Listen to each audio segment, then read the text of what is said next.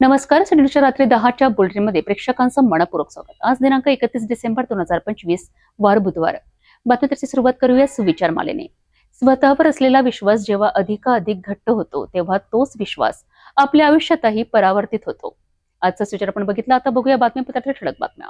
या हेडलाईन्सचे प्रायोजक आहेत बीटीपी यात्रा ग्रुप अमरावती.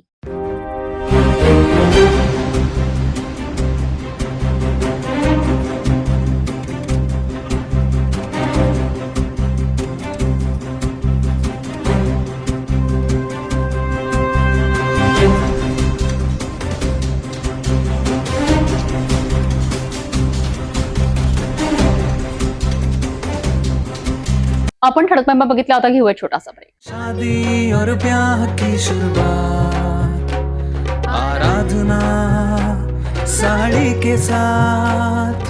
आराधना wholesale shopping mall L2 Bijland complex, Nandgaon Peth, Amravati, Jawahar road, Amravati. ब्रेकनंतर बघूया सविस्तर बातम्या. अमरावतीत भाजपच्या उमेदवारीवरनं मोठा वाद उफाळून आला आहे. तिकीट न मिळाल्याने नाराज झालेल्या कार्यकर्त्यांनी थेट पक्ष पदाधिकाऱ्यांविरोधात आक्रमक भूमिका घेतली आहे. अमरावती शहरात भाजपच्या अंतर्गत वादाचे चित्र उघडपणे समोर आले असून काही नेत्यांचा घेराव करून कार्यकर्त्यांनी जाब विचारल्याने राजकीय वातावरण तापले आहे. उमेदवारी यादी जाहीर होताच अमरावतीत भाजपमध्ये तीव्र असंतोष उफाळून आला आहे. तिकीट न मिळाल्याने नाराज झालेल्या कार्यकर्त्यांनी पक्ष पदाधिकाऱ्यांविरोधात आक्रमक भूमिका घेतली आहे. नाराज कार्यकर्त्यांनी एकत्रित येत पदाधिकाऱ्यांचा घेराव केला आणि उमेदवारी वाटपावर तीव्र संताप व्यक्त केला आहे. या प्रकारामुळे काही काळ तणावाचे वातावरण निर्माण झाले होते, मात्र परिस्थिती नियंत्रणात ठेवण्याचा प्रयत्न करण्यात आला. या दरम्यान शिवराय कुलकर्णी यांनाही कार्यकर्त्यांच्या रोषाला सामोरे जावे लागले. उमेदवारी वाटपात अन्याय झाल्याचा आरोप करत कार्यकर्त्यांनी उघडपणे विरोध दर्शविला आहे. उमेदवारी वादामुळे भाजपमधील अंतर्गत मतभेद चव्हाट्यावर आले असून निवडणुकीच्या तोंडावर हा असंतोष पक्षासाठी चिंतेचा विषय ठरत आहे. देखिए, एक दुर्भाग्य कहूंगा मैं इसे, हम जिस भारतीय जनता पार्टी की पूजा करते थे, पैर पड़ते थे, उस कार्यालय में हमको आज भीख मांगने जाना पड़ रहा है. ये एक बहुत बड़ा दुर्भाग्य है. और दुर्भाग्य इसलिए कहूंगा मैं कि बंडी हुसे, आप नाम एक बार डबल रिपीट करता हूं, मैं डंकी की चोट पे करता हूं, बंडी हुसे जो कि भारतीय जनता पार्टी का सदस्य भी नहीं था अभी तक, जिसने नरेंद्र मोदी जी, सम्माननीय पंतप्रधान भारत देश के नरेंद्र जी मोदी जी, जिसका पुतला जलाया था, अपमान किया था, गालियां दिया था, लात मारा था नरेंद्र जी मोदी के पुतले पे, जिसने कांग्रेस के आंदोलन में, उसको भारतीय जनता पार्टी ने आज टिकट दिया और मेरी टिकट काटा है. बल्कि मैंने ज्यादा तो नहीं, लेकिन इतना बोलता हूँ, एक छोटे से कार्यकर्ता की भूमिका में पार्टी के लिए 27 दिन सेंट्रल जेल जाके आया हूँ. उसके बाद में 27 दिन के बाद में पार्टी ने उसका भी कदर नहीं की है. यहाँ तक कि अमरावती दंगे में मुख्य आरोपी मुझे बनाया गया है. पार्टी के लिए मैंने खून बहाया हूँ.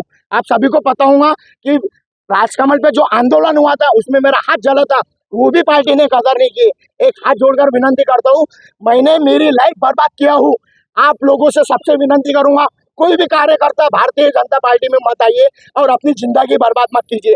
ये मेरी वाइफ है, 9 दिन हुए थे मेरे शादी को, मेरे को सेंट्रल जेल भेजा गया था. इस पे क्या बीती थी, इसका उदाहरण इससे पूछिए आप.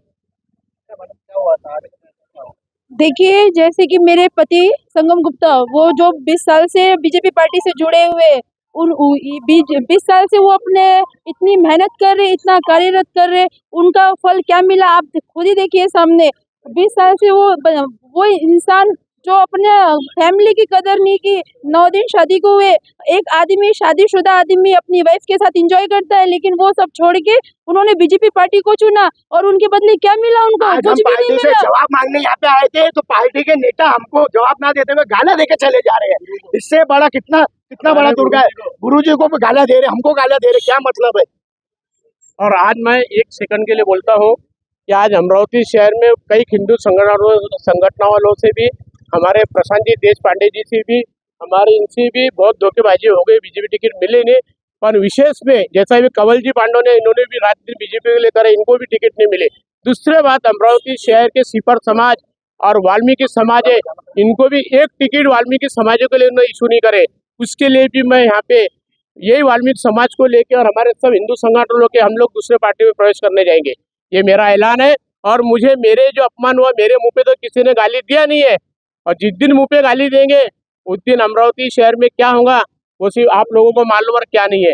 मेरे को ये भक्तों लोग बोल रहे हैं कि शिवराय कुलकर्णी ने तुम्हारे को गाली दिया और अपमानित बात करा तुम्हारे बारे में। तो ये मैं मीडिया के माध्यम से ये बताऊँ। और हमारे देवेंद्र फडणवीस सर है, मैं ये भी बोलता हूँ बीजेपी वाले लोगों को कि हमारे इतने अच्छे लाड़ के देवेंद्र फडणवीस सर, इनका नाम आप बदनाम मत होने दीजिए।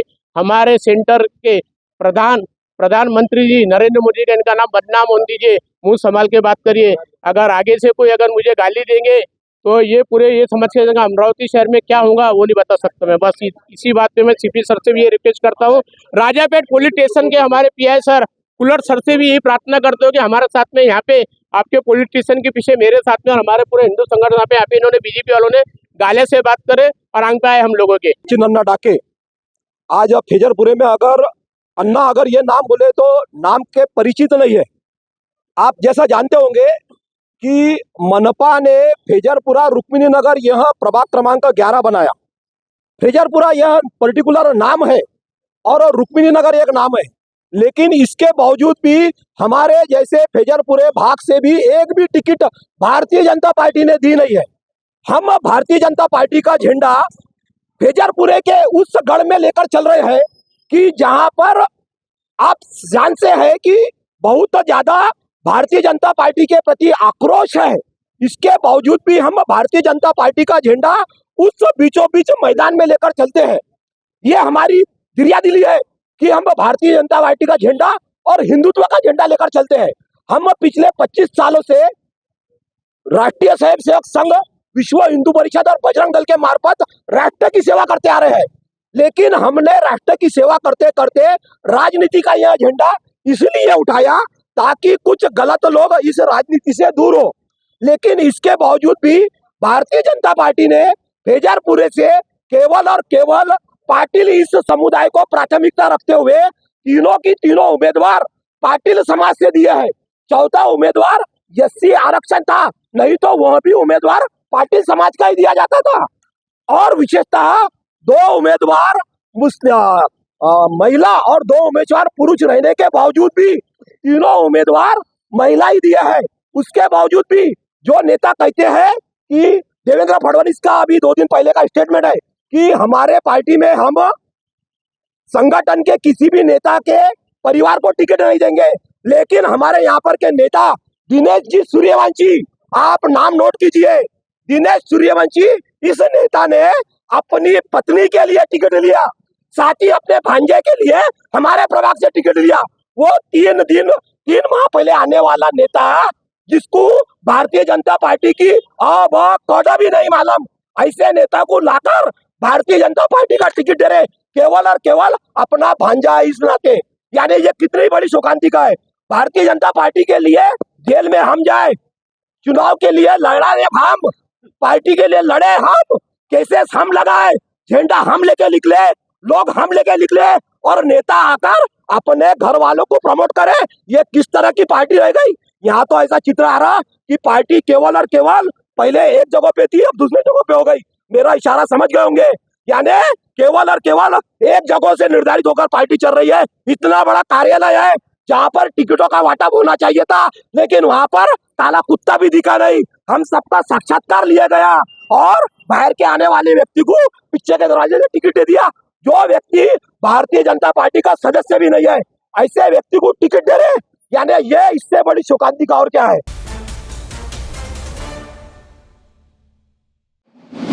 प्रभाग क्रमांक 19D मधून युवा स्वाभिमान पार्टीकडून अधिकृत उमेदवारी दाखल केलेले उमेदवार सचिन भेंडे यांच्या उमेदवारीवर भाजप नेते तुषार भारतीय यांनी आक्षेप घेतला आहे।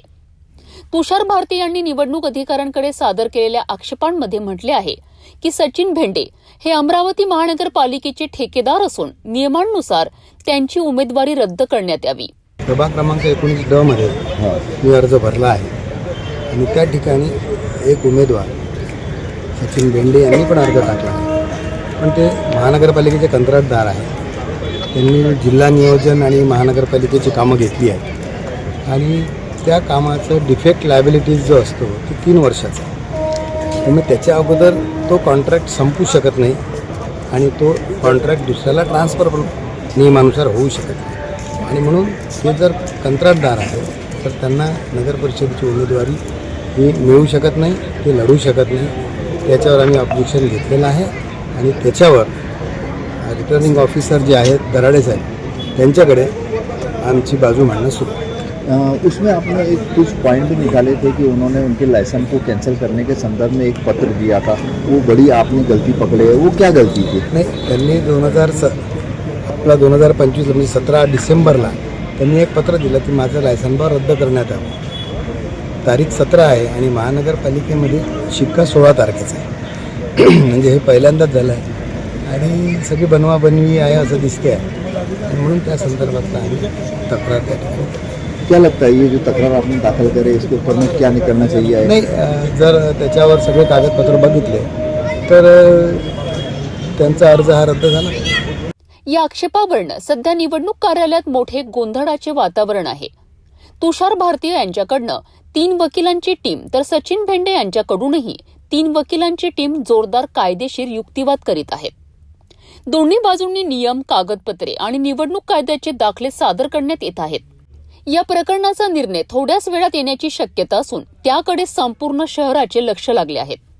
या निर्णयावर प्रभाग क्रमांक 19D मधील निवडणुकीचे गणित बदलणार की नाही हे लवकरच स्पष्ट होणार आहे.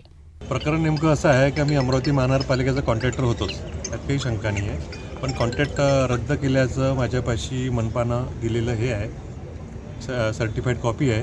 ती कॉपी मी निवडणूक आयोगाला सबमिट केली आहे. निवडणूक आयोगाच्या फॉर्ममध्ये कुठल्याच प्रकारचं असं ऑब्जेक्शनेबल जे डॉक्युमेंट आहे असं काहीच नाही आहे. ज्यांनी कोणी ऑब्जेक्शन टाकलं त्यांचं असं म्हणणं आहे, एखादा कॉन्ट्रॅक्ट झाल्यानंतर किंवा तो रद्द झाल्यानंतर त्याचा डिफेक्ट लायबिलिटी पिरियड जो राहते हा 3 वर्षाचा राहते. 3 वर्षाचा डिफेक्टिव्ह लायबिलिटी पिरियड जर झालेलं नसेल तर त्या अनुषंगानं यांचा फॉर्म रिजेक्ट व्हायला पाहिजे. मग मी जर 3 वर्ष आधी काम बंद केले असते तर मग जेव्हा म्हणजे उपास मारायचं काय. ठेकेदारी करणं हा काही गुन्हा नाही आहे. त्यांनी असा मुद्दा जो आहे असा चांगला घ्यायला पाहिजे होता.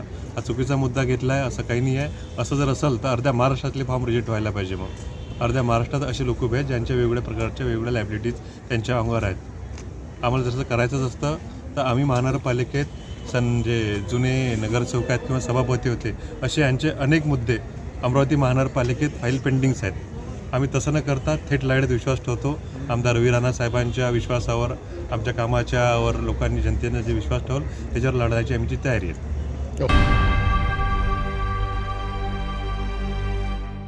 अमरावतीच्या राजकारणात मोठी खळबळ उडाली आहे. माजी पालकमंत्री जगदीश गुप्ता यांनी शिवसेनेच्या विभागीय संपर्क प्रमुख पदाचा राजीनामा दिल्यानंतर शिवसेनेचं मुख्य प्रचार कार्यालय थेट बंद झाल्याचे चित्र दिसत आहे. काय आहे नेमकं प्रकरण पाहूया सविस्तर. अमरावती महानगरपालिका निवडणुकीमध्ये निवडणुकी अगोदरच आता त्याचे परिणाम त्याच्यामुळे म्हणजे ज्यांना तिकीट भेटले आणि जे नाराज झाले ते अद्याप आपण काल बघितले. परंतु आता जी काल पत्रकार परिषद माजी पालकमंत्री जगदीश गुप्ता यांनी घेतली त्यामध्ये त्यांनी स्वतः आपल्या पदाचा शिवसेनेचे संपर्क प्रमुख विभागीय संपर्क प्रमुख पदाचा राजीनामा दिलेला आहे. राजीनामा दिल्यानंतर कालपर्यंत या ठिकाणी बाळासाहेब ठाकरे आणि या ठिकाणी राज्याचे उपमुख्यमंत्री एकनाथ शिंदे यांचे बोर्ड लावले होते आणि स्वर्गीय बाळासाहेब ठाकरे यांचा मोठा बोर्ड लावल्यानंतर या ठिकाणी धनुष्यबाणचा हा मुख्य प्रचार कार्यालय म्हणून याची उद्घाटन झाले होते. परंतु या ठिकाणी माजी पालकमंत्री यांनी राजीनामा दिल्यानंतर या ठिकाणी आता सर्व बोर्ड वगैरे काढून ठेवण्यात आलेले आहे. कोणत्याही प्रकारचे आता या ठिकाणी उमेदवार नाहीत. कारण भारतीय जनता पार्टीची शिवसेनेची युती तुटल्यानंतर आता शिवसेना वेगळी लढत आहे आणि भाजप वेगळी लढत आहे. परंतु या पूर्ण निवडणुकीतून आता किनारा केलेला आहे. माजी पालकमंत्री जगदीश गुप्ता यांनी सांगितलं आहे की मी या निवडणुकीमध्ये राहणार नाही आणि जे चांगले कार्यकर्ते राहणार, जे चांगले उमेदवार राहणार त्यांना मात्र समर्थन करणार, त्यांना मात्र सपोर्ट करणार. म्हणून आता या कार्यालयामध्ये कोणीच राहणार नसून हे कार्यालय सुद्धा आजपासून बंद झाले. मी कॅमेरा पर्सन जयासोबत नितेश किल्लेदार, सिटी न्यूज, अमरावती. जगदीश गुप्ता यांच्या राजीनाम्यानंतर शिवसेनेचं प्रचार कार्यालय बंद होणं हे अमरावतीच्या राजकारणात महत्वाचं संकेत मानलं जात आहे. या प्रकरणावर शिवसेनेची अधिकृत भूमिका काय असते याकडे सर्वांचे लक्ष लागले आहे.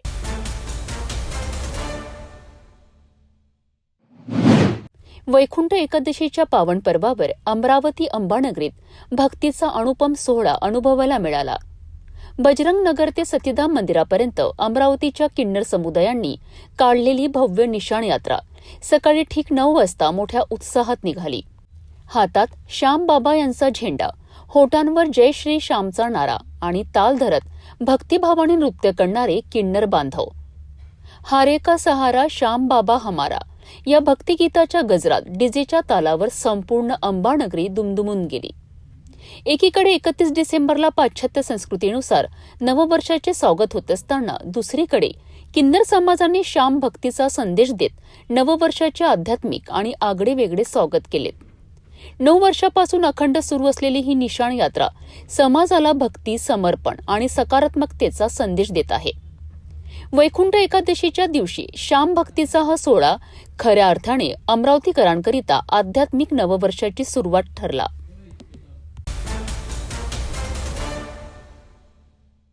धारणी तालुक्यातील शालेय विद्यार्थ्यांच्या क्रीडा गुणांना व्यासपीठ देणाऱ्या तालुकास्तरीय जिल्हा परिषद प्राथमिक शालेय क्रीडा महोत्सव आज मोठ्या उत्साहात आणि जल्लोषात पार पडलाय. शिक्षण विभाग, पंचायत समिती धारणी यांच्या वतीने आयोजित या क्रीडा महोत्सवाचे उद्घाटन आमदार केवलराम काळे यांच्या हस्ते करण्यात आले. जिल्हा परिषद हायस्कूल धारणी येथील मैदानावर तालुक्यातील विविध शाळांमधील विद्यार्थ्यांचा उत्स्फूर्त सहभाग, सांस्कृतिक कार्यक्रम आणि क्रीडा स्पर्धांमुळे संपूर्ण परिसरात उत्साहाचे वातावरण पाहायला मिळाले. धारणी तालुक्यात विद्यार्थ्यांच्या उत्साहाला नवी उंची मिळाली आहे. तालुकास्तरीय जिल्हा परिषद प्राथमिक शालेय क्रीडा महोत्सवाच्या भव्य आणि जल्लोषात शुभारंभ पार पडला आहे. शिक्षण विभाग, पंचायत समिती धारणी यांच्या वतीने आयोजित क्रीडा महोत्सव 2025-26 चे उद्घाटन आमदार केवलराम काळे यांच्या हस्ते जिल्हा परिषद हायस्कूल, माध्यमिक शाळा व कनिष्ठ विज्ञान महाविद्यालय धारणी येथील प्रशस्त मैदानावर पार पडलेत. कार्यक्रमाच्या प्रारंभी महापुरुषांच्या प्रतिमांना हारार्पण करून व पूजन करण्यात आले. यानंतर लहान विद्यार्थ्यांनी सादर केलेल्या मधुर स्वागत गीताने संपूर्ण वातावरण भारावून गेलेत. तालुक्यातील विविध शाळांमधून आलेल्या विद्यार्थ्यांनी मशाल प्रज्वलन करून क्रीडा स्पर्धाचा अधिकृत शुभारंभ केला आहे. विद्यार्थ्यांचा उत्स्फूर्त सहभाग पाहून उपस्थित मान्यवरही भारावून गेलेत. या कार्यक्रमात विविध शाळांतील विद्यार्थ्यांच्या नृत्य व सांस्कृतिक सादरीकरणामुळे संपूर्ण परिसर उत्साहाने भरून गेला. उत्कृष्ट सादरीकरण करणाऱ्या विद्यार्थ्यांना मान्यवरांच्या हस्ते बक्षिसांचे वितरण करण्यात आले. या क्रीडा महोत्सवामुळे तालुक्यातील विद्यार्थ्यांमध्ये खेळाची आवड, स्पर्धात्मक भावना व आत्मविश्वास वाढल्याचे चित्र स्पष्टपणे दिसून आलेत. नृत्य व क्रीडा, शिस्त आणि संस्कार यांचा संगम असलेला हा तालुकास्तरीय क्रीडा महोत्सव विद्यार्थ्यांच्या सर्वांगीण विकासाकरिता नक्कीच प्रेरणादायी ठरला आहे. खेळातून घडणारी शिस्त, संघभावना आणि नेतृत्व गुण हेच उद्याच्या सक्षम पिढीचे भक्कम पायाभूत तत्व असल्याचे या महोत्सवातून पुन्हा एकदा अधोरेखित झाले आहेत. धारणी तालुक्यातील विद्यार्थ्यांमध्ये क्रीडा स्पर्धेची आवड आणि आत्मविश्वास वाढवणारा हा क्रीडा महोत्सव यशस्वीपणे संपन्न झालाय.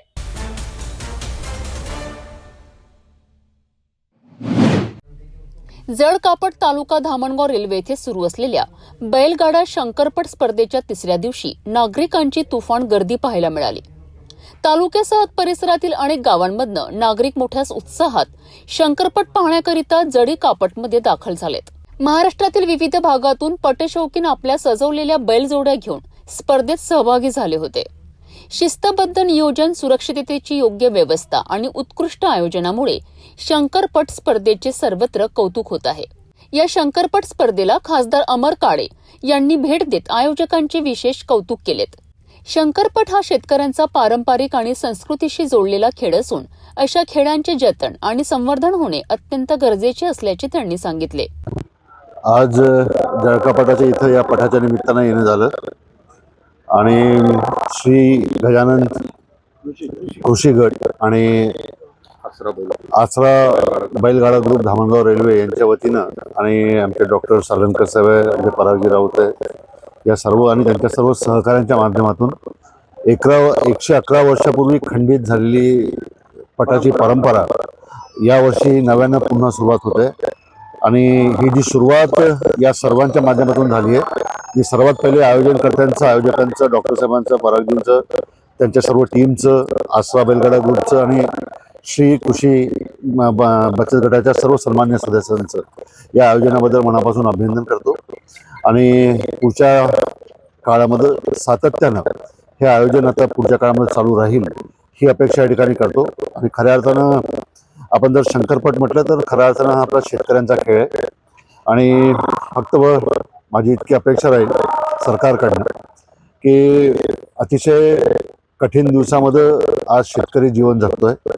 जय जवान जय किसान हा नारा आपल्या देशाचे स्वर्गीय पंतप्रधान लालबहादूर शास्त्री यांनी दिला होता. परंतु दुर्दैवानं आज ज्या पद्धतीनं शेतकऱ्यांची परिस्थिती संपूर्ण देशामध्ये आहे, मला या निमित्तानं सरकारकडे फक्त इतकी अपेक्षा करावीशी वाटते की आम्हाला आपली कर्जमाफी नाही पाहिजे. फक्त 2014 जे आश्वासन आपण या देशातल्या जनतेला दिलं होतं की शेतकऱ्याच्या शेतमालाला त्याच्या उत्पादन खर्चावर आधारित हमी भाव, हे जे आश्वासन तत्कालीन तेव्हा पंतप्रधान व्हायच्या पहिले मोदी साहेबांनी दिलं होतं. माझी मोदी साहेबांना नम्र विनंती इतकीच आहे की 11 वर्षापूर्वी देशातल्या शेतकऱ्यांना दिलेलं शेतकऱ्याच्या शेतमालाला त्याच्या उत्पादन खर्चावर आधारित हमी भाव, हे जे त्यांनी वचन दिलं होतं त्या एक वचनाची पूर्तता करावी. आणि ह्या एका वचनाची पूर्तता जर झाली तर मला असं वाटतं की ज्या पद्धतीनं स्वर्गीय लालबहादूर शास्त्रींनी जय जवान जय किसानचा नारा दिला होता, त्याच पद्धतीनं शेतकऱ्यांचे चांगले दिवस या देशामध्ये येतील. त्यामुळे त्या एका वचनाचं, त्या एका आश्वासनाची पूर्तता माननीय मोदी साहेबांच्या माध्यमातून पूर्ण झाली पाहिजे. यावेळी बोलताना खासदार अमर काळे यांनी शेतकऱ्यांच्या सद्यस्थितीवरही भाष्य केलेत. पंतप्रधान नरेंद्र मोदी यांनी 11 वर्षापूर्वी शेतमालाला उत्पादन खर्चावर आधारित भाव देण्याचे आश्वासन दिले होते. मात्र आजही शेतकऱ्यांना त्यांचा लाभ मिळालेला नाही, अशी टीका त्यांनी केली आहे. शेतकऱ्यांना कर्जमाफी नको तर त्यांच्या शेतमालाला योग्य आणि हमीभाव मिळावा, हीच खरी मागणी असल्याचे त्यांनी स्पष्ट केलेत.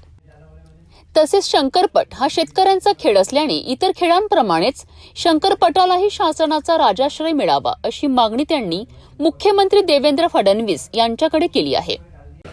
श्री गजानन कृषी गट यांनी मला 2 महिन्याच्या अगोदर एकदम अध्यक्ष म्हणून पट कमिटीचा, पंच कमिटीचा अध्यक्ष म्हणून नेमलं. त्यावेळी आम्ही इथे ज्यावेळी आलो त्यावेळी इथे एक फूट म्हणजे एक मनुष्य असा 5-5, 6-6 फूट असलेले गड्डे होते.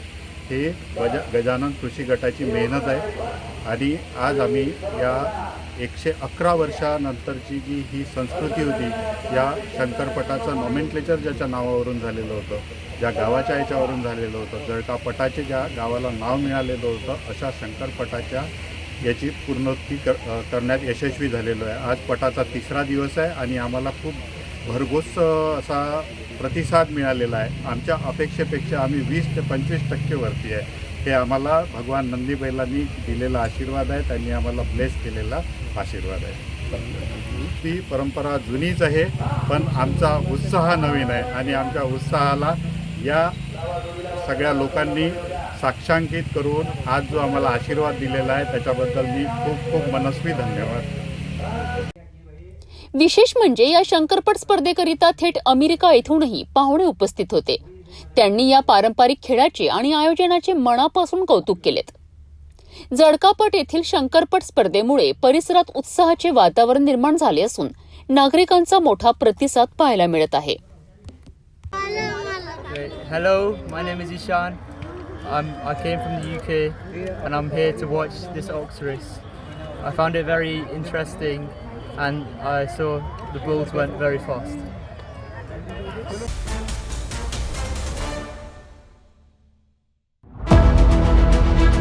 महानगरपालिका चुनाव महासंग्राम शुरू। ये सिर्फ वोट नहीं, ये है शहर का भविष्य। पानी, सड़क, सफाई, सुरक्षा, वादे कागजों पर नहीं जमीन पर परखे जाएंगे। जनता करेगी सवालों से वार और उम्मीदवार कैसे करेंगे ये इम्तिहान पार। दावे कटघरे में और सच्चाई कैमरे के सामने। सिटी न्यूज सिर्फ कवरेज नहीं, खोलेगा सच की परतें। सवाल तेज, जवाब साफ, आपके साथ, आपके पास, गली गली, प्रभात प्रभात। देखिए चुनाव स्पेशल महासंग्राम।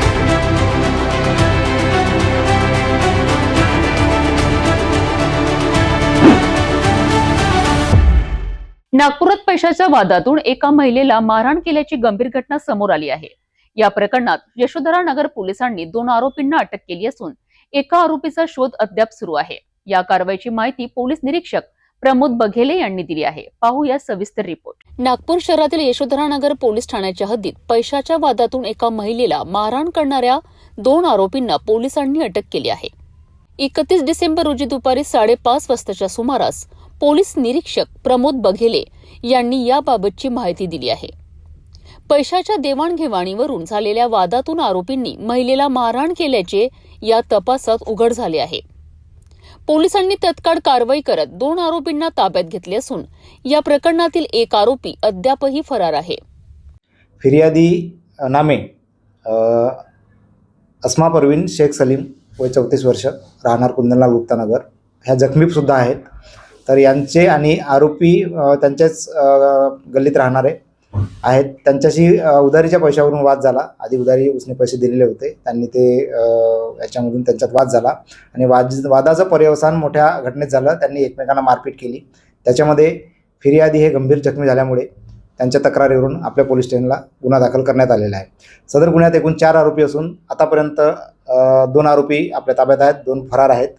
एक आरोपी आहेत सय्यद तन्वीर सय्यद रफिक वय 24 वर्ष आणि एक आहे मोहम्मद शाहिद सय्यद मोहम्मद रफिक वय 26 वर्ष, राहणार दोन्ही कुंदनलाल गुप्तानगर. हे सध्या ताब्यात आहेत, पोलीस कस्टडीमध्ये आहेत आणि 2 आरोपींचा शोध सुरू आहे. पैशाच्या वादातून कायदा हातात घेणाऱ्यांना कडक कारवाईला सामोरे जावे लागणार आहे, असा इशारा पोलिसांकडून देण्यात आला आहे. यशोधरा नगर पोलिसांचा तपास सुरू आहे. नागपूरमधील मेडिकल चौकातील VR मॉल परिसरात किरकोळ प्रश्नातून मोठा हिंसाचार झाल्याची घटना समोर आली आहे. काय चाललंय असा प्रश्न विचारणं एका तरुणाच्या जीवावर बेतलाय. 4 जणांनी मिळून एका महिलेशी वाद घालत असताना हस्तक्षेप करणाऱ्या तरुणांवर हल्ला केलाय. या घटनेत एक तरुण जखमी झाला असून दुचाकीचे नुकसान करत आरोपी फरार झाले होते. इमामवाडा पोलिसांनी तात्काळ कारवाई करत 4ही आरोपींना अटक केली आहे. या घटनेचा सविस्तर आढावा घेऊया या रिपोर्टमधनं. मेडिकल चौकातील VR मॉल परिसरात एक धक्कादायक घटना घडली आहे. कृष्णा तिरपुडे हा तरुण VR मॉलमधील सेनफ्लेक्समध्ये काम करतोय. काम संपल्यानंतर तो त्याचे सहकारी आकाश करपते, प्रियांशू कावडे आणि चांद पाटोळे यांच्यासोबत दुचाकीवरून घरी निघाला होता. VR मॉल समोर एका कारमध्ये बसलेले 4 युवक एका महिलेशी वाद घालत होते. हा वाद पाहून कृष्णा आणि त्याच्या साथीदारांनी काय चाललंय असा प्रश्न विचारला.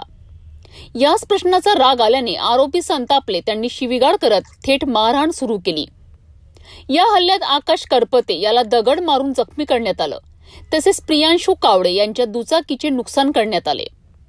इतक्यावरच न थांबता आरोपी कृष्णाची सायकल घेऊन घटनास्थळावरून पळून गेलेत. या घटनेनंतर इमामवाडा पोलिसांनी दरोड्याचा गुन्हा दाखल केला आहे. या प्रकरणी सिद्धार्थनगर येथील यशस्वी मुकेश बागडे, अंशुल चंद्राल पवार, प्रज्वल मिलिंद काळे आणि ओंकार नगर येथील कौस्तुभ उर्फ कार्तिक अविनाश कडू या 4 आरोपींना अटक करण्यात आली आहे. तर पुढील तपास पोलीस करीत आहेत. VR मॉलमधील कामगार त्यांची नाईट शिफ्ट करून परत घरी चालले होते.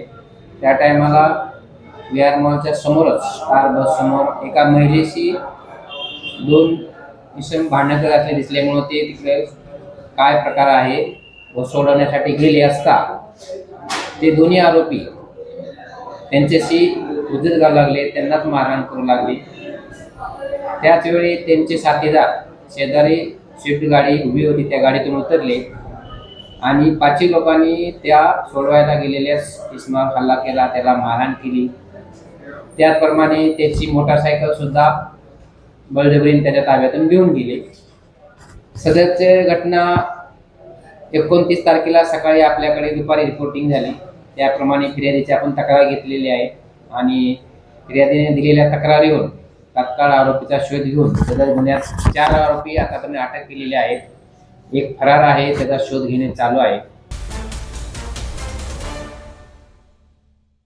नागपूरमध्ये शौक पूर्ण करण्यासाठी युवक चोर बनल्याची धक्कादायक घटना समोर आली आहे. यशोधरा नगर पोलीस ठाण्याच्या हद्दीत घरफोडी करणाऱ्या 2 आरोपींना पोलिसांनी अटक केली आहे. या कारवाईबाबत पोलीस निरीक्षक प्रमोद बघेले यांनी सविस्तर माहिती दिली आहे. पाहूया हा रिपोर्ट. नागपूर शहरातील यशोधरानगर पोलीस ठाण्याच्या हद्दीत शौक पूर्ण करण्यासाठी घरफोडी करणाऱ्या 2 युवकांना पोलिसांनी अटक केली आहे. 31 डिसेंबर रोजी दुपारी 5:30 वाजताच्या सुमारास यशोधरानगर पोलीस ठाण्याचे पोलीस निरीक्षक प्रमोद बघेले यांनी याबाबतची माहिती दिली आहे. आरोपी केवळ आपले महागडे शौक पूर्ण करण्यासाठी घरफोडीचे गुन्हे करत असल्याचे तपासात उघड झाले आहे. पोलिसांनी दोन्ही आरोपींना ताब्यात घेत त्यांच्या विरोधात विविध कलमान्वये गुन्हे दाखल केले आहेत. सध्या या प्रकरणाचा पुढील तपास यशोधरानगर पोलीस करीत आहेत. नागपूर पोलिसांच्या सतर्कतेमुळे घरफोडी करणारे आरोपी वेळेत जेरबंद झाले असून शहरातील नागरिकांनीही संशयास्पद हालचाली आढळल्यास तत्काळ पोलिसांना माहिती देण्याचे आवाहन करण्यात आले आहे. फिर्यादी जे कुंदनलाल गुप्तानगरमध्ये राहतात त्यांच्याकडे चोरी झाल्याची तक्रार आम्हाला प्राप्त झाली. त्या अनुषंगाने वरिष्ठांच्या मार्गदर्शनात आमच्या तपास पथकाने तपास सुरू केला आणि सदरचा गुन्हा उघडकीस आणलेला आहे. त्या चोरीमध्ये आतापर्यंत 1,31,000चा मुद्देमाल चोरीला गेलेला होता. आपल्या तपास पथकाचे अधिकारी अंमलदार यांनी वरिष्ठांच्या मार्गदर्शनाप्रमाणे आरोपी नामे मोहम्मद नूर अन्सारी, नसीरुद्दीन अन्सारी वय 18 वर्ष आणि मोहम्मद जिशान फयाज अन्सारी वय 18 वर्ष, दोन्ही राहणार कुंदनलाल गुप्तानगर यांना ताब्यात घेतलं. त्यांच्याकडे सविस्तर विचारपूस केली असता त्यांनी गुन्ह्याची कबुली दिली आणि त्यांच्याकडून आतापर्यंतच्या तपासात एकूण 81,000चा मुद्देमाल जप्त करण्यात आलेला आहे. तपास सुरू आहे. आरोपीकडे विचारपूस केली असता त्यांनी त्यांचे शौक पूर्ण करण्यासाठी त्यांचे बाहेरचे शौक आहेत, मोबाईल घेणे किंवा बाहेर फिरणे वगैरे, त्याच्यासाठी पैशाची गरज असल्याने चोरी केल्याची कबुली दिलेली आहे. शौकासाठी गुन्ह्यांचा मार्ग स्वीकारणाऱ्यांना पोलिसांचा धाक कायम असल्याचे या कारवाईतून स्पष्ट झाले आहे. नागपूर पोलिसांची कारवाई पुढेही सुरूच राहणार आहे. अंमली पदार्थांच्या तस्करी विरोधात पोलिसांची धडक कारवाई सुरूच आहे.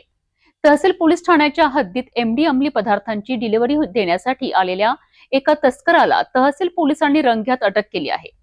ही कारवाई 30 डिसेंबर रोजी रात्री 10 वाजताच्या सुमारास करण्यात आली असून आरोपींकडनं एमडी जप्त करण्यात आली आहे. तहसील पोलीस ठाण्याच्या हद्दीत अंमली पदार्थ विरोधी कारवाईत मोठे यश मिळाले आहे. वरिष्ठ पोलीस निरीक्षक संजय मेंढे यांनी दिलेल्या माहितीनुसार 30 डिसेंबर रोजी रात्री सुमारे 10 वाजताच्या सुमारास हॉटेल जवळ एमडी अंमली पदार्थांची डिलिव्हरी देण्यासाठी आलेल्या एका तस्कराला तहसील पोलिसांनी रंगेहात अटक केली आहे. पोलीस कारवाई दरम्यान आरोपीकडनं एमडी अंमली पदार्थ जप्त करण्यात आला असून आरोपी विरुद्ध संबंधित कलमान्वये गुन्हा दाखल करण्यात आला आहे. या संपूर्ण प्रकरणाचा पुढील तपास तहसील पोलीस करीत असून या कारवाईमुळे शहरात अंमली पदार्थ तस्करांचे धाबे दणाणले आहेत.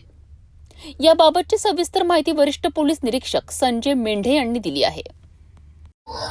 पोलीस स्टेशन तहसील येथे अपराध क्रमांक 891/2025 कलम 8 क 21 ब NDPS ॲक्टनुसार गुन्हा दाखल करण्यात आलेला आहे.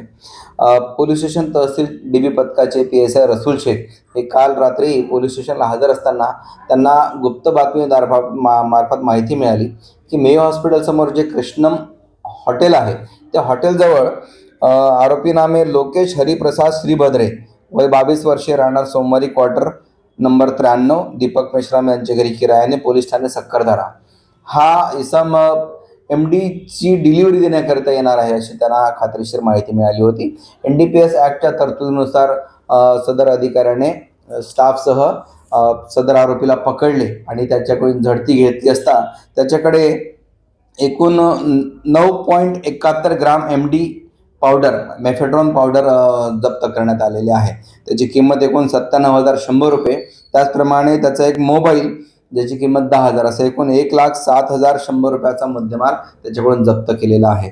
सदर आरोपी हा MDची तस्करी करत आहे अशी खात्रीशीर माहिती मिळाल्याने आपण ती कारवाई केलेली आहे. तो कोणाला डिलिव्हरी देण्याकरता आला होता त्याचप्रमाणे त्यांनी ते MD पावडर कोणाकडून मिळवले होते किंवा त्याला कोण दिले होते याबाबत आज आम्ही PSI रसूल शेख यांनी सदर आरोपीला कोर्टामध्ये हजर करून 2 दिवसाचा PCR मिळवलेला आहे आणि याबाबत आम्ही पुढील तपास करीत आहोत. आरोपीवर यापूर्वी कोणताही गुन्हा दाखल नाही आहे.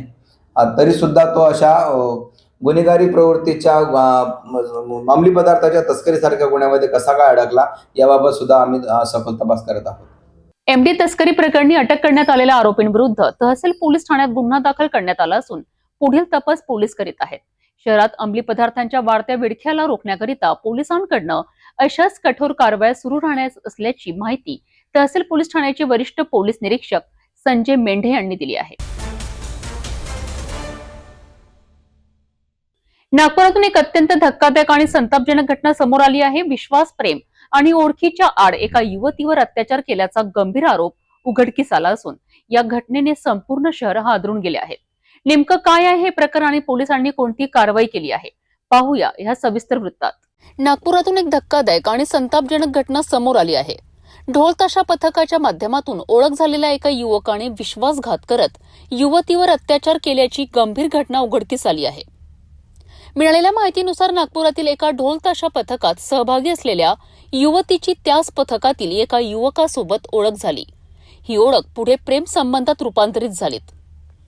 याच विश्वासाचा गैरफायदा घेत या युवकाने युवतीला एका हॉटेलमध्ये नेले.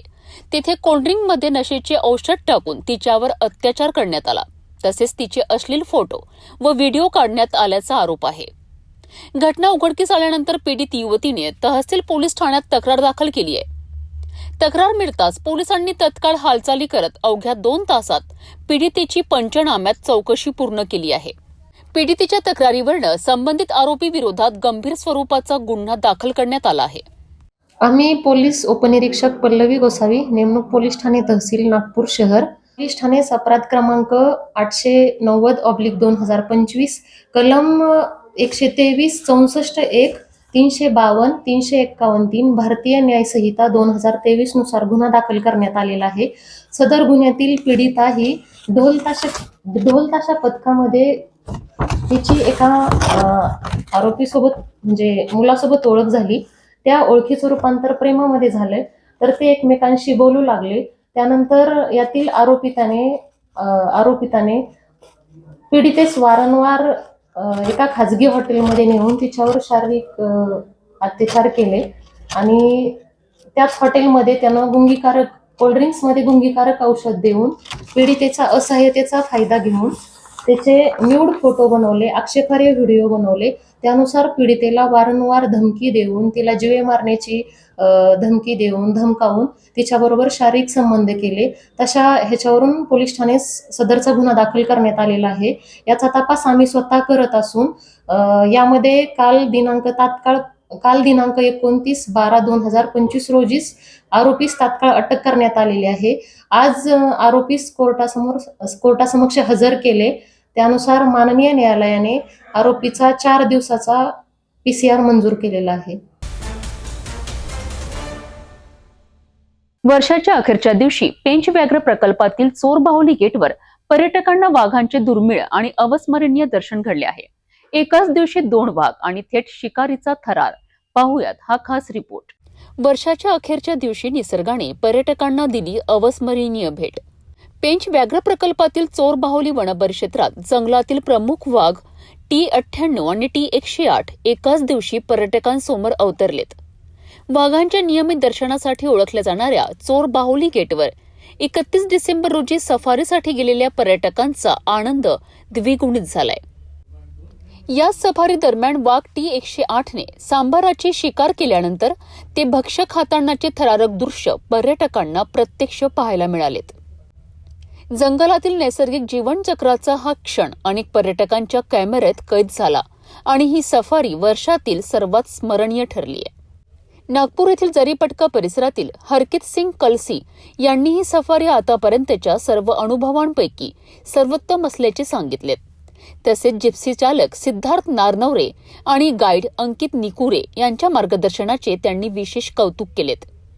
चोरबाहुली गेटमध्ये समृद्ध जैवविविधता, वाघांचे नैसर्गिक वर्तन आणि सुरक्षित सफारी व्यवस्थेमुळे पर्यटकांचा ओढा दिवसेंदिवस वाढत आहे.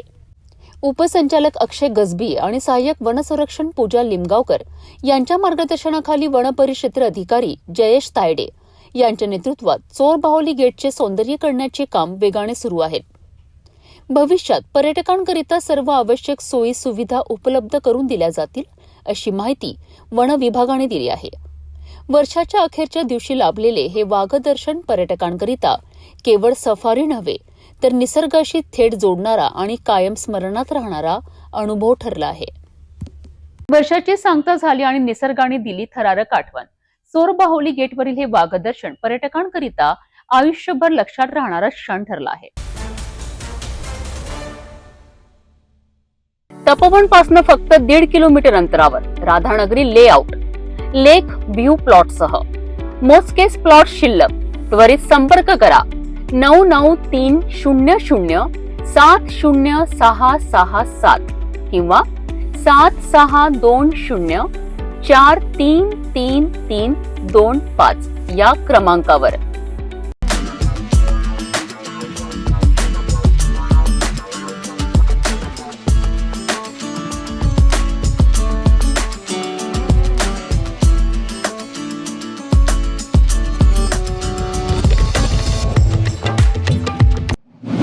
भंडाऱ्यातून माणुसकी हादरवणारी आणि अंतःकरण सुन्न करणारी घटना समोर आली आहे. राजापूर नाकाडोंगरी मार्गावरील दुर्गा मंदिर परिसरात एका नवजात अभ्रकाचा मृतदेह आढळून आल्याने संपूर्ण शहरात खळबळ उडाली आहे. देवाच्या दारी अशा निष्पाप जीवाचा अंत झाल्याने नागरिकांमध्ये संतापाची लाट उसळली असून या निर्दयी कृत्यामागे नेमकं कोण आहे हा प्रश्न आता सर्वांनाच पडला आहे. नेमकं काय घडलं आहे, पोलिसांचा तपास कुठपर्यंत पोहोचला आहे, जाणून घेऊया प्रतिनिधी साहिल रामटेके यांच्या रिपोर्टमधनं. भंडाऱ्यात माणुसकीला काळीमा फासणारी धक्कादायक घटना समोर आली आहे. राजापूर नाकाडोंगरी मार्गावरील दुर्गा मंदिर परिसरात पहाटेच्या सुमारास एका नवजात अभ्रकाचा मृतदेह आढळून आल्याने संपूर्ण शहरात खळबळ उडाली आहे.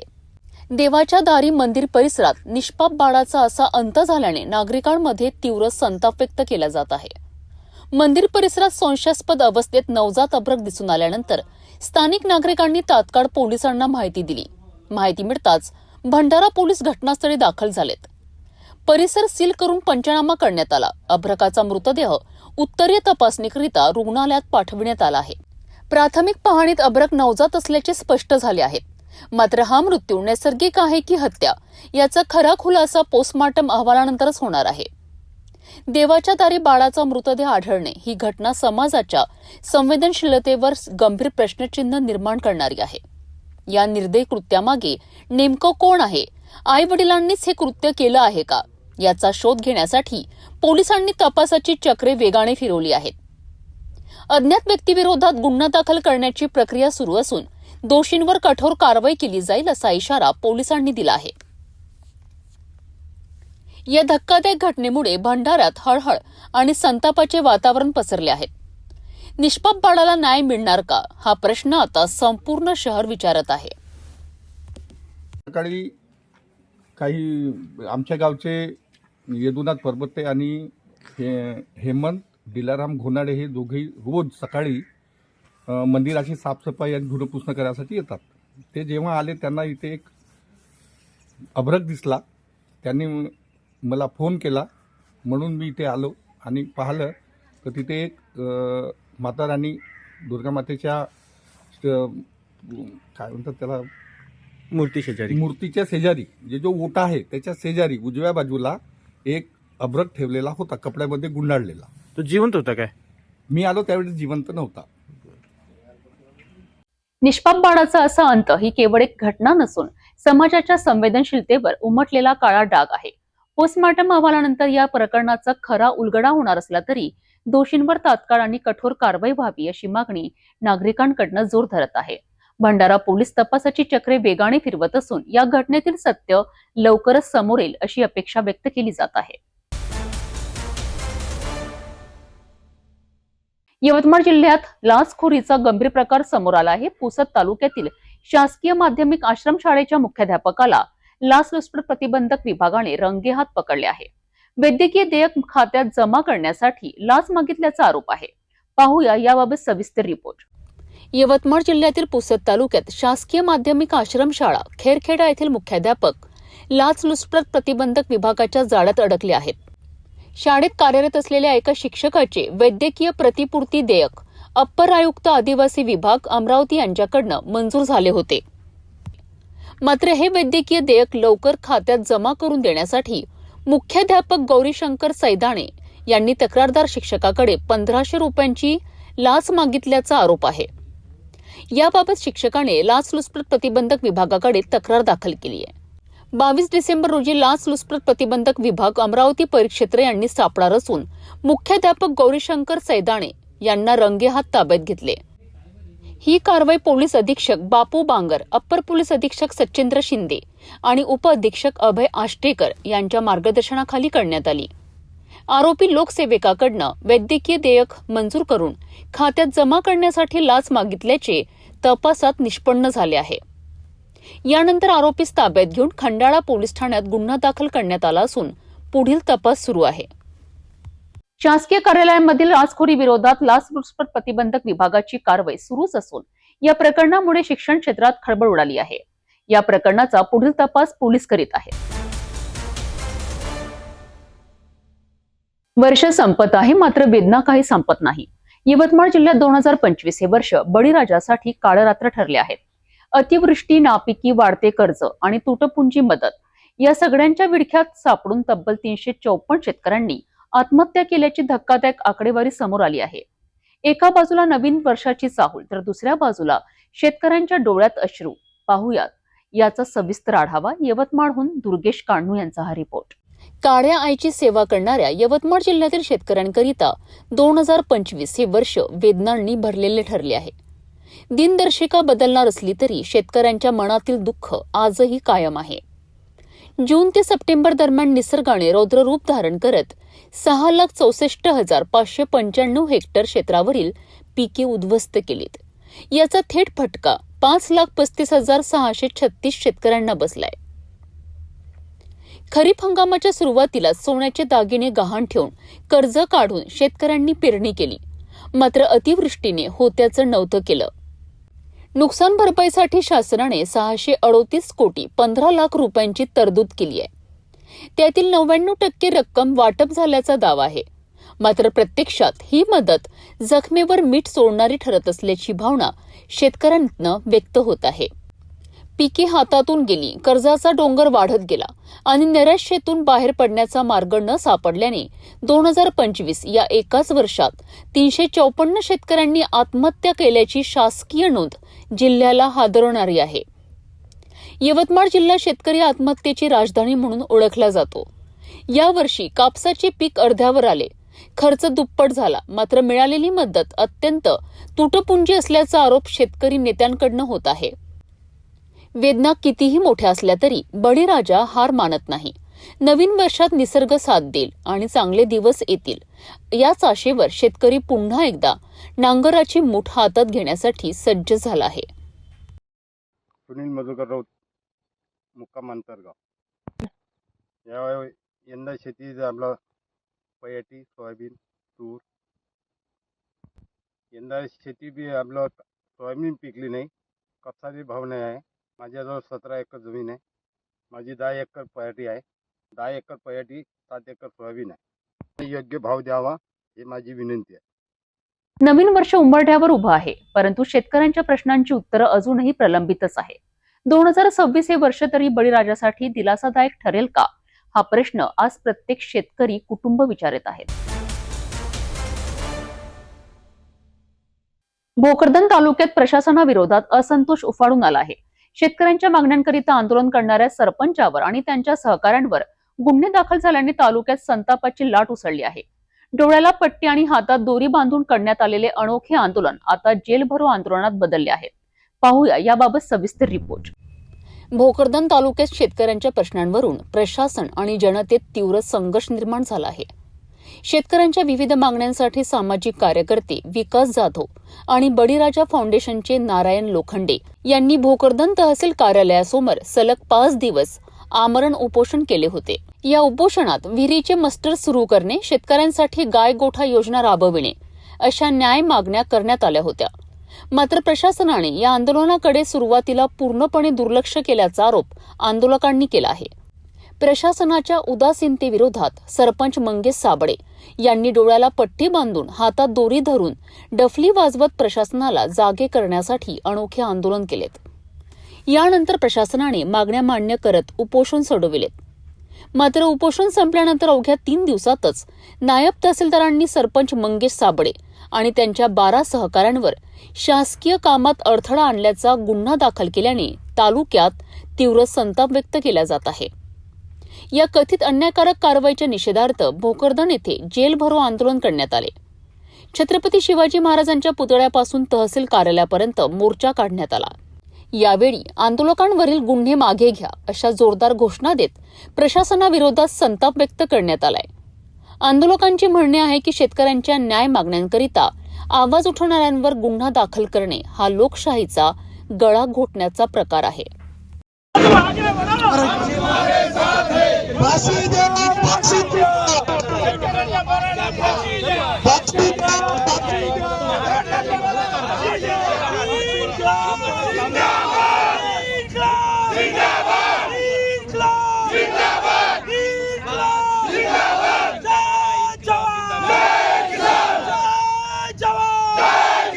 छत्रपती शिवाजी महाराज की जय, छत्रपती संभाजी महाराज की जय, शहीद भगतसिंगाचा शहीद भगतसिंगाचा, डॉक्टर बाबासाहेब आंबेडकरांचा, डॉक्टर बाबासाहेब आंबेडकरांचा, शाहू फुले आंबेडकरांचा, शाहू फुले आंबेडकर. शेतकरी प्रश्नांवरनं पेटलेला हा संघर्ष आता अधिक तीव्र होत असल्याचे चित्र आहे.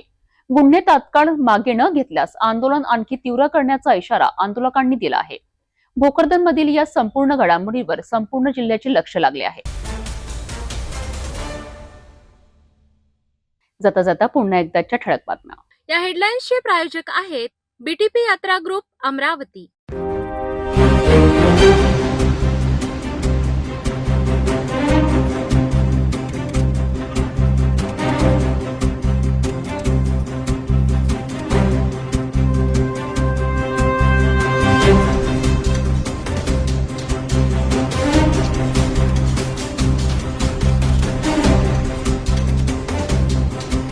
आपण आता सिटी चॅनल आपल्या टीव्हीवर बघू शकता. यामध्ये next channel 117, Jio channel 872, GTPL channel 73, Fastway channel 256 वर बघू शकाल. आता अमरावती जिल्ह्यानंतर विदर्भ आणि महाराष्ट्राचे दर्शक घर बसल्या आपल्या केबल टीव्हीवर सिटी न्यूज बातमी पाहू शकाल. यामध्ये Chhatrapati Sambhajinagar NST setup box number 14, Yavatmal setup box number 12, Washim setup box number 26, Nanded setup box number 17, Mahur setup box number 7, Akola रारसी setup box number 899, Bhandara NST setup box number 122, तर Chandrapur NST setup box number 117 वर बघू शकाल. लवकरच आम्ही आपल्यापर्यंत पोहोचणार आहोत. जर आपल्या टीव्हीवर सिटी न्यूज दिसत नसेल तर आपण आपल्या केबल ऑपरेटर संपर्क करावा. आपण सिटी न्यूज केबलच्या व्यतिरिक्त युट्यूब, फेसबुक, इंस्टाग्राम आणि ट्विटरवर बघू शकता. याकरिता सोशल मीडिया अकाउंट सबस्क्राईब करा, फॉलो करा, लाईक करा. युट्यूब अकाउंट सबस्क्राईब करण्याकरिता सबस्क्राईब बटनाला क्लिक करा आणि बेल आयकॉन दाबायला विसरू नका, कारण सतत समाचार आपल्यापर्यंत पोहोचणार आहेत. तसेच सिटी न्यूजचे फेसबुक पेज लाईक करा, इंस्टाग्राम आणि ट्विटर हँडल फॉलो करा. आपण व्हॉट्सअपवर सुद्धा सूचना देऊन न्यूज प्राप्त करू शकता. व्हॉट्सअप नंबर स्क्रीनवर येत आहे. हे बातमीपत्र थांबूया. पुन्हा भेटू नवीन घडामोडीसोबत. आपण बघत राहा फक्त सिटी न्यूज. हर खबर पर पैनी नजर, हर मुद्दे पर सटीक वार, यही है सिटी न्यूज की पहचान. जहाँ सच्चाई की आवाज दबाई जाती है, वहाँ सिटी न्यूज उठाता है सवाल. हर स्क्रीन पर, हर प्लेटफॉर्म पर हमारी मौजूदगी बोलती है. सिटी न्यूज हमेशा सच के साथ. महानगरपालिका चुनाव महासंग्राम शुरू. ये सिर्फ वोट नहीं, ये है शहर का भविष्य. पानी, सड़क, सफाई, सुरक्षा. वादे कागजों पर नहीं, जमीन पर परखे जाएंगे. जनता करेगी सवालों से वार. और उम्मीदवार कैसे करेंगे ये इम्तिहान पार. दावे कटघरे में और सच्चाई कैमरे के सामने. सिटी न्यूज सिर्फ कवरेज नहीं, खोलेगा सच की परतें. सवाल तेज, जवाब साफ. आपके साथ, आपके पास, गली गली, प्रभाग प्रभाग. देखिए चुनाव स्पेशल महासंग्राम.